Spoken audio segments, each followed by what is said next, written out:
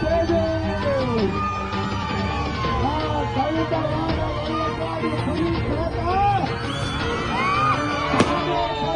పిల్లికి వెనుక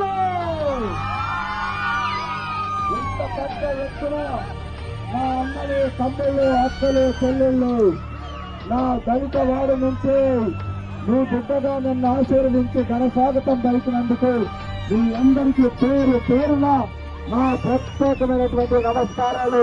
మీ బిడ్డగా నన్ను ఆశీర్వదించాలని ఆ దేవదేవుని ముందు మిమ్మల్ని ప్రార్థిస్తున్నా.